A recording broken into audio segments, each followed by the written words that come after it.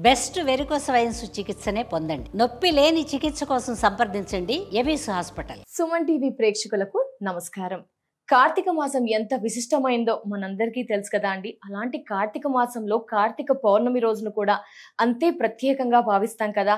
మరి అలాంటి కార్తీక పౌర్ణమి రోజున ఎలాంటి దీపారాధన చేయాలి, ఎలాంటి దానాలు చేయాలి, పూజా విధానం ఏంటి, ఆ వివరాలన్నీ కూడా తెలియజేయడానికి ప్రస్తుతం మనతో పాటు ఉన్నారు ప్రముఖ జ్యోతిష్యులు బ్రహ్మశ్రీ నందిబట్ల శ్రీహరి శర్మ గారు. వారితో మాట్లాడదాం. గురుగారు నమస్కారం. గురు వాగర్థావివ సంపృక్తౌ వాగర్థ ప్రతిపత్తయే జగతః పితరౌ వందే పార్వతీ పరమేశ్వరౌ. ఆదిత్యాయ చ సోమాయ మంగళాయ బుధాయ చ కురు శుక్ర శనిభ్యశ్చ రాహవే కేతవే నమః. శృంగేరి జగద్గురు పీఠాధిపతులకి, కంచి పీఠాధిపతులకి నమస్కారములు తెలియజేసుకుంటూ కార్యక్రమాన్ని ప్రారంభిద్దాం. గురుగారు, మరి కార్తీక మాసం అనగానే కార్తీక పౌర్ణమి కూడా అంతే ఎక్కువగా ఇంట్రెస్ట్ చూపిస్తూ ఉంటారు అందరూ కూడా. మరి ఆ కార్తీక పౌర్ణమి రోజున ఏం చేయాలి, పూజా విధానం ఉదయం నుంచి సాయంత్రం వరకు ఎలాంటి దీపదానాలు చేయాలి, ఆ రోజు ఉపవాసం చేయాలా, ఈ విధానాలన్నీ కూడా తెలియజేస్తారా గురుగారు? తప్పకుండానమ్మా. అంటే కార్తీక పౌర్ణమి అనగానే చాలామంది అందరికీ తెలిసినటువంటిది ఈ రోజున చెప్పాల్సిన అవసరం లేదమ్మా. దీపదానం చేస్తారు, అలాగే నదులలో, తటాకాల్లో, చెరువుల్లో, అలాగే కోవెలలో ఈ యొక్క దీప దానము కానీ ఇవన్నీ చేస్తుంటారు. ముఖ్యంగా అందరూ తెలుసుకోవాల్సినటువంటిది ఏంటంటే, ఈ కార్తీక పౌర్ణమి రోజున ఒక పుణ్య గాథని మనం తెలుసుకోవాలి. ఇది తెలుసుకుంటేనే కార్తీక పౌర్ణమి పూజ విధానము ఆచరించిన, దానం ఆచరించిన ఆ పుణ్య ఫలితం సంపూర్ణంగా మనం పొందుతాం. ఎలాగంటేనమ్మా, మనకందరికీ తెలిసిందే, సైన్స్ ఏం చెప్తుంది, మనకేదన్నా ఇబ్బంది వస్తే, అనారోగ్యం వస్తే డాక్టర్ దగ్గరికి వెళ్తాం, మందులు రాస్తారు, మందులు తీసుకుంటాం, వాడుతాం. కానీ ఆ వేసుకున్న మందు 100% మన బాడీ తీసుకుంటుందా? 70% తీసుకుంటుంది, 30% వేస్టేజ్ రూపంలో పోతుంది. అలాగే మనం ఈ యొక్క కార్తీక పౌర్ణమి రోజున మనం ఎంత పూజ చేసినా, ఏ దానం చేసినా, ఇప్పుడు మనం చెప్పుకోబోయే కార్తీక పౌర్ణమి నిజ గాథని తెలుసుకొని తదనంతరం మనం చేసే దీపదానము కానీ, వస్త్రదానము కానీ, పూజ కానీ, అభిషేకము కానీ, అర్చన కానీ అన్నీ 100కి 100% ఫలిస్తాయి. కాబట్టి అసలు ఈ కార్తీక మాసం యొక్క విశిష్టత మనం తెలుసుకుందాము. ముందుగా ఈ యొక్క కార్తీక మాసము మనం చెప్పుకుంటే చాలా ముచ్చటైనటువంటిది, అందమైనది, మనస్సుకి సంతోషాన్ని కలిగించేది. చంద్రుడు పున్నమి వెన్నెలలో విరగజిమ్ముతూ ఉంటుంటాడు. అంటే ఒక మణి ఎలా అయితే వెలుగులు విరజిమ్ముతుందో, ఆకాశానికి ఒక మణి ఉందా అన్నట్టుగా ఒక ఫోకస్ లైట్, ఎల్ఈడి లైట్లు అయితే మనిషి కంటికి ఎలా అయితే అలా ఆనుతుందో, ఆ ఆకాశంలో చంద్రబింబం అలా ఉంటుంది. అంటే భూమికి చాలా దగ్గరగా వస్తుంటాడు. తద్వారా ఆ యొక్క చంద్రుడు పండు వెన్నెల, అసలు కాంతి అంటే ఇదిరా నవమి. అసలు ఏంటంటే ఆ చంద్రుడు సంపూర్ణమైనటువంటి శోభాయమానంగా ఉంటాడు. అమృత కిరణాలు ప్రసాదించే రోజు, ఓషధుల యొక్క అమృతత్వం ఈ రోజు ఎక్కువగా ఉంటుంది. కాబట్టి ఈ రోజున ప్రధానంగా కొన్ని నియమాలు పాటించాలి. కాబట్టి ఉదయాన్నే లేచి, 5వ తారీఖు అయిందమ్మా, బుధవారం. ఈ యొక్క బుధవారము 5వ తారీఖు కార్తీక పౌర్ణమి కాబట్టి ఈ రోజున ఉదయాన్నే లేచి కాలకృత్యాదులన్నీ తీర్చుకొని, శివకేశవులకి భేదం లేదు కాబట్టి ఇంట్లో దీపారాధన చేసుకొని, విష్ణు సహస్రనామ పారాయణం, శివ సహస్రనామ పారాయణం చేసి, తదనంతరం ఆ రోజు ఉపవాసం ఉంటే ఉపవాసం ఉండవచ్చు, లేని వాళ్ళు భోజనం చేయవచ్చు, తప్పులేదు. కానీ మధ్యాహ్నం 12 గంటల లోపల భోజనం చేసే అవకాశం పెట్టుకోండి. ఇక తదనంతరం సాయంకాల ప్రదోషకాల సమయానికి చేరుకొని ఈ కార్తీక పౌర్ణమి సందర్భంగా కొన్ని నియమాలు అనేటువంటివి పాటించాలి. ముందుగా కథ తెలుసుకోవాలమ్మా. దీనికి సంబంధించినటువంటిది వీక్షించేటువంటి ప్రేక్షకులు కూడా ఈ కార్తీక పౌర్ణమి 5వ తారీఖు, నవంబర్ 5, నవంబర్ 6వ తారీఖు రోజున మహాప్రత్యేక పద్మక యోగము కలిగినటువంటి రోజున మహామహిమాన్విత కాశీక్షేత్రంలో మన పీఠమాధ్వర్యంలో మీ జాతకరీత్యా కలుగు విద్య, వివాహ, ఉద్యోగ, దాంపత్య, అనారోగ్య సమస్యల నివారణకి శని మీనరాశిలో సంచారం చేస్తున్న కారణం చేత మేష, మిథున, కర్కాటక, సింహ, కన్య, వృశ్చిక, ధనస్సు, కుంభ, మీనరాశుల్లో జన్మించిన వారికి, మరియు నవంబర్, అక్టోబర్ మాసంలో రవి, శుక్ర, బుధ, గురుగ్రహాలు మారిన కారణం చేత 12 రాశుల వారికి సంబంధించి ఇబ్బందులు, సమస్యలు ఉంటాయి. కాబట్టి ఇటువంటి దోషాల నివారణ కోసం మీ యొక్క సంకల్పం ప్రధానంగా నెరవేరాలనేటువంటి ఉద్దేశంతో సర్వదోష నివారణ పూజలు, హోమాలు 6వ తారీఖు రోజున మధ్యాహ్నం 3 గంటలకి ప్రారంభమవుతాయి. ఈ కార్యక్రమంలో నమోదు చేసుకున్నటువంటి వాళ్ళకి శక్తిపాతము చేసినటువంటి కరుంగలి మాల ఇవ్వడం జరుగుతుంది.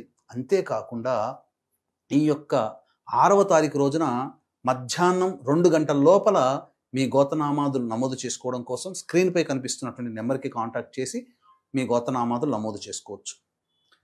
ఇది త్రిపురాసుర సంహారం జరిగినటువంటి రోజమ్మ. మనకందరికీ తెలుసు బ్రహ్మ సృష్టించాడు, ఈ సృష్టిని ప్రారంభించాడు. కానీ బ్రహ్మ సృష్టించిన సృష్టిని పూర్తిగా నాశనం చేసి తిరిగి పునః సృష్టి ప్రారంభించిన రోజు ఈ రోజు. అదే ఆ యొక్క పరమేశ్వరుడు ప్రారంభించాడు. త్రిపురాసుర సంహారం జరిగినటువంటిది కదమ్మా.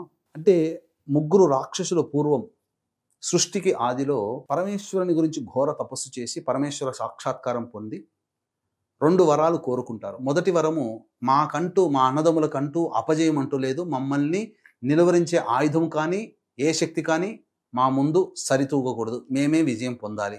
ఓకే, మీకు ఆ వరాన్ని ప్రసాదిస్తున్నాను. రెండవది, మా ముగ్గురికి మరణం లేకుండా కావాలన్నారు. అలా కుదరదు, సృష్టికి నియమం ప్రకారము పుట్టిన వాళ్ళు మరణించక తప్పదు, కాబట్టి మీరు ఇంకేదైనా దానికి బదులుగా మీరు వరం కోరుకోమనగా, అప్పుడు మా ముగ్గురికి 3 పురాలు కావాలి. మా 3 పురాలు ఒకే సరళ రేఖపై ఉండగా ఒకే బాణముతో వధించగలిగితే, నాశనం చేయగలిగితే అప్పుడు మాకు మరణం సంప్రాప్తించే విధంగా ప్రసాదించు అన్నారు. కాబట్టి ఏం చేశారు, ఇక సృష్టిలో ఇక వాళ్ళకి అపజయం అంటూ లేదు. ఒక తమ్ముడు ఒక చోట ఉన్నాడు అనుకోండి, మిగతా 2 వెళ్ళి యుద్ధం చేయడం, అక్కడ వాళ్ళని జయించడం. ఇక్కడ 3 ఒక చోట లేవు కదా. ఇలా కొన్ని వేల సంవత్సరాలు గడిచిపోయాయి.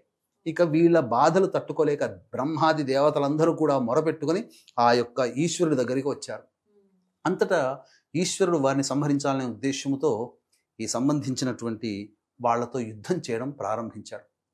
యుద్ధం చేయడం ప్రారంభించిన తరువాత ఆ 3 పురాలని ఒకే సరళ రేఖపై తీసుకుని వచ్చి యుద్ధం చేసి ఒకే బాణంతో సంహరించినా మళ్ళీ తిరిగి పుడుతున్నారు.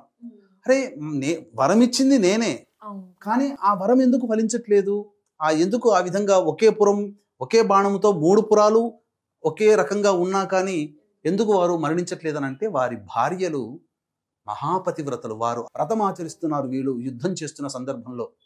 అందుకనే మనకు చూసినట్లయితే సినిమా సంబంధించిన కాకుండా ఇప్పుడు క్రికెట్లో ఎవరైనా కానీ సచిన్ కానీ కాంబ్లీ కానీ బ్యాటింగ్ చేస్తుంటే వాళ్ళ భార్యలు దుర్గాదేవి మంత్ర జపం చేస్తూ ఉంటుంటారు. కారణం అదే కదా. అలా భార్యలు మహాపతివ్రతలు కాబట్టి వాళ్ళు ఆ విధంగా ఉంటే, ఆ పతివ్రతల యొక్క ధర్మాన్ని పక్కకు తప్పించే విధంగా ఏదైనా ఉపాయం ఆలోచించమని విష్ణు భగవానికి చెబితే, అప్పుడు విష్ణు భగవానుడు ఒక సన్యాసి రూపముగా బుద్ధ భగవానుడి రూపంలో అవతరించి వారికి ధర్మ మార్గంగా వెళుతున్న వాళ్ళకి అధర్మ బోధనలు చేసి వాళ్ళ పాతివ్రత్య భంగాన్ని కలిగిస్తాడు. అందరికీ తెలిసినటువంటిది ఏంటంటే, ఈ కలియుగంలో మనం నేపాల దేశంలో పుట్టినటువంటి బుద్ధుడిని దశావతారంగా పేర్కొంటాం. బుద్ధావతారం అంటే అది కాదు. ఈ సందర్భంగా విష్ణువు బుద్ధావతారాన్ని ఎత్తి అధర్మమైనటువంటి ఉపదేశాలు చేసి వాళ్ళని అధర్మ పరులను చేశాడు. కాబట్టి వాళ్ళ పాతివ్రత్యం చెడిపోవడం కారణం చేత 3 పురాలు ఒకే సరళ రేఖపై ఉండగా ఒకే బాణంతో సంహరిస్తాడు. దాంతో సంహాసురం జరిగింది, త్రిపురాసుర సంహారం. ఈ త్రిపురాసుర సంహారం ఎక్కడ జరిగిందో తెలుసా అమ్మా? మనకు శ్రీశైలానికి దగ్గరలో మార్కాపురం ఉంది. త్రిపురాంతకం అనే ఊరుంది, త్రిపురాంతకేశ్వరుడు. ఆ త్రిపురాంతకమే ఆ పరమేశ్వరుడు సంహరించిన క్షేత్రం. అది త్రిపురాంతకం అని అంటారు. బాలా త్రిపుర సుందరి దేవి వెలిసినటువంటి క్షేత్రం. అంతేకాకుండా రాక్షసులకు ఒక నియమం ఏంటంటే, అందరికీ మనకు సింహద్వారం అంటే తూర్పు ద్వారమో, దక్షిణ ద్వారమో, ఉత్తర ద్వారమో, పశ్చిమ ద్వారమో మనకుంటే, రాక్షసులకి ఎప్పుడు కూడా నైరుతి ద్వారా ప్రవేశిస్తారు. కాబట్టి ఆ యొక్క త్రిపురాంతకేశ్వరంలో, ఆ దేవాలయంలో ఆ స్వామిని దర్శించాలంటే అన్ని దారులు నైరుతిగానే ప్రవేశం చేసి ఆ స్వామిని దర్శించాలి. నైరుతి అంటే రాక్షస ప్రవేశం కాబట్టి దర్శించుకుని నైరుతి మార్గంలో ప్రయాణించిన మనలాంటి మానవులకి ఈ సంబంధించినటువంటి రాక్షస గుణములు వస్తాయి. కాబట్టి దానికి సూచికగా అక్కడ కొంత తీర్థం ఇస్తారు. చాలా ద్రవ పదార్థం లాగా ఉంటుంది. దాన్ని మనం ఏం చేస్తాం అంటే, మామూలుగా తీసుకోవడానికి ఉండదు, నాకాల్సిందే అన్న శబ్దం వచ్చేటట్టుగా నాకాల్సిందే. అంటే ఏంటి, రాక్షసులు నాకే స్వభావం ఉంటుంది వాళ్ళకి, అలా అనమాట. సో ఆ విధంగా మనకు ఆ శబ్దం అక్కడ వస్తుంది. అది త్రిపురాసుర సంహార క్షేత్రం జరిగింది. మళ్ళీ పునఃసృష్టి అక్కడే జరిగింది. ఇది ఈ రోజున, కార్తీక పౌర్ణమి రోజున సృష్టికి మళ్ళీ ప్రతిసృష్టి జరిగిన రోజు. ఇది గాథ, ఇది తెలుసుకోవాలి ప్రతి వాళ్ళు. ఇక రెండవది ఏంటనంటే, ఈ యొక్క క్షీరసాగర మథనం ఏంటి, కార్తీక శుద్ధ ద్వాదశి రోజున మదన ద్వాదశి, చిలుకు ద్వాదశి అవును. అన్నారు కదా. క్షీరాబ్ది ద్వాదశి అంటే ఆ యొక్క సాగర మథనం జరిగినటువంటి రోజు. ఈ రోజున మథనం జరిగిన తర్వాత మొట్టమొదలు ఉద్భవించింది హాలాహలం అనే విషయం. ఆ విషాన్ని పరమేశ్వరుడు మింగితే పార్వతీదేవి చటక్కున వచ్చి ఆ యొక్క కంఠాన్ని పట్టుకొని ఏమన్నది, ఆ యొక్క ఆమె ఉపాసించే దేవతని కోరుకుందట. నా భర్తకి అపజయం కలగకుండా, మృత్యు భయం లేకుండా కాపాడగలిగితే నేను నా కుటుంబ సమేతముగా వచ్చి చిచ్చుల మధ్యలోంచి నేను వెళుతాను అని చెప్పి అని కోరుకుంది. ఆ విధంగా ఆ విషయం కంఠంలోనే ఉండిపోవడం, ఆమె సౌభాగ్యం నిండుగా ఉండడం, ఆ స్వామికి ఎటువంటి భయం లేకుండా, మృత్యు భయం లేకుండా ఉండడం వల్ల పరమేశ్వరి ఏం చేసిందనంటే 2 స్తంభాలు నాటి, మధ్యలో కూడా స్తంభం నాటి, గడ్డి పొరచంతా కూడా చుట్టుకొని ఆ యొక్క చిచ్చుని ఏర్పాటు చేసి ఆ చిచ్చు మధ్య గుండగా కుటుంబ సమేతంగా బయలుదేరింది. దాన్ని పురస్కరించుకొని ఈ రోజుకి కూడా అనేక శివాలయాల్లో జ్వాలాతోరణం కడతారు. జ్వాలాతోరణం కట్టి మధ్యలో చిచ్చు పెడతారు కదా, మధ్యలోంచి మనుషులందరూ మొట్టమొదలు పరమేశ్వరి దేవతా విగ్రహాలను తీసుకొని వెళ్తారు. తదనంతరం మానవులు ప్రవేశిస్తారు. కొంతమంది రైతులైతే ఆ చిచ్చు ఉన్నటువంటి దాని గడ్డిని తీసుకుని వెళ్ళి పంట పొలాల్లో వేసుకుంటారు ఆ బూడిదని. అంటే పంట బాగా పండుతుంది ఎటువంటి ఇబ్బంది లేకుండా అని. ఇలా ఈ విధంగా జ్వాలాతోరణం గుండా వెళ్ళినటువంటి వాళ్ళకి పార్వతీ అమ్మవారు ప్రవేశించింది కాబట్టి ఈ జ్వాలాతోరణం గుండా వెళ్ళినటువంటి వాళ్ళకి ఎటువంటి మృత్యు భయం ఉండదు అని చెప్పి మనకు శాస్త్రం. కాబట్టి ఆ రోజున శివాలయాల్లో, పురాతన శివాలయాల్లో ఇప్పటికీ ఆచరిస్తారు. జ్వాలాతోరణం అని అంటారు. ఇది మనకు తెలుసుకోవాలి. ఇది తెలుసుకొని కార్తీక పౌర్ణమి రోజున ప్రధానంగా దేవాలయానికి దగ్గరలో కొలను ఉంటుంది, చెరువు ఉంటుంది, సరస్సు ఉంటుంది, నది ఉంటుంది. లేదా మన ఇంట్లోనైనా కానీ బకెట్ నీళ్ళలో, శుద్ధమైన బకెట్ నీళ్ళల్లో, అరటి డొప్పల్లో కానీ, లేకపోతే నిమ్మపు డొప్పలలో కానీ, లేకపోతే మనకు ఆకు డొప్పలు దొరుకుతాయి, దాంట్లోనైనా కానీ ఆవు నెయ్యితో తడిపినటువంటి ఒత్తిని వేసి వెలిగించి దీపాన్ని తోలాలి. ఈ విధంగా దీపాన్ని మన తీరం దాటవేసినట్టుగా దాటవేస్తుంటే ఆ యొక్క దీపం వెళుతున్నంతసేపు నమస్కారం చేసుకొని ఈశ్వర నమస్కారం లేదా అమ్మవారిని గనక ప్రార్థిస్తే సకల సౌభాగ్యాలు కలుగుతాయి. అంతేకాకుండా ఈ కార్తీక పౌర్ణమి రోజున ఎవరైతే మార్కండేయ పురాణాన్ని దానం చేస్తారో వారికి అన్ని యాగాలలోకెల్లా మహోత్కృష్టమైనటువంటి పౌండరీక యాగ ఫలితాన్ని వాళ్ళు పొందుతారు. ఇది విధానం చెప్పబడినటువంటిది. అంతేకాకుండా ఈ కార్తీక పౌర్ణమి అంతా కూడాను ఉపవాసం ఉండి సాలగ్రామ దానము, ఉసిరికా దానము, శివలింగ దానము, దీపదానములు, ఇవన్నీ కూడా దానములు చేస్తారమ్మా.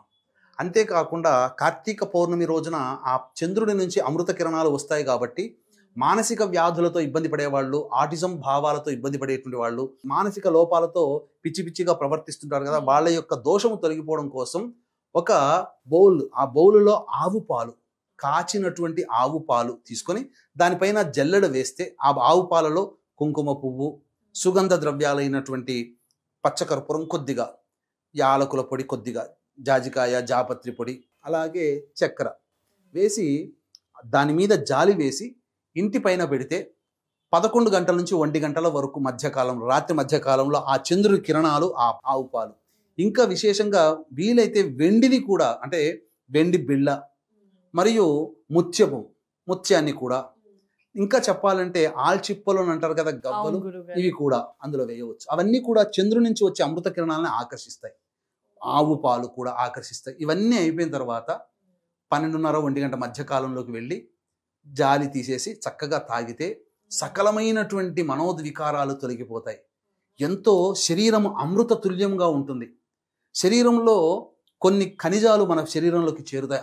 చంద్రుడి నుంచి వచ్చేటువంటి ఔషధము ఆ ఆవు పాలు గ్రహిస్తుంది. ఇలా చేయాలి కార్తీక పౌర్ణమి రోజున. వీక్షించేటువంటి ప్రేక్షకులు ఇంతటి కార్తీక పౌర్ణమి రోజున చక్కగా చేయండి. బహుపుణ్యాన్ని ప్రసాదించేటువంటి మాసము ఈ కార్తీక మాసము. ఈ రోజున ఎవరైతే ఈ చెప్పిన విధానంగా ఆచరిస్తారో వాళ్ళకందరికీ కూడా బహుపుణ్యము కలుగుతుంది, పాపనాశనం కలుగుతుంది. పాపనాశనం కలగడం వల్ల ఏ గ్రహ ప్రభావం వల్ల అయితే మనం సమస్యలు ఎదుర్కొన్నామో ఆ గ్రహము మనకు పాజిటివ్గా మారి మనకు యోగాల్ని, శుభాల్ని, వరాల్ని కలిగిస్తుందని చెప్పడంలో ఏమాత్రం సందేహం లేదు. అవకాశం ఉంటే నవంబర్ 6వ తారీఖు రోజున పద్మక యోగం కలిగినటువంటి ఈ రోజున మీ జాతకరీత్యా కలిగే సర్వ సమస్యలకి సర్వదోష నివారణ పూజలు, హోమాలు జరిపించి శక్తిపాతం చేసినటువంటి కరుంగలి మాలని మీకు ఇవ్వడం జరుగుతుంది. ఇదంతా కూడా కాశీ క్షేత్రంలో జరుగుతుందని చెప్పవచ్చు. చాలా చక్కగా వివరించారు గురువు గారు. ధన్యవాదాలు. నమస్కారం. సర్వం శ్రీ ఉమామహేశ్వర పర బ్రహ్మార్పణమస్తు.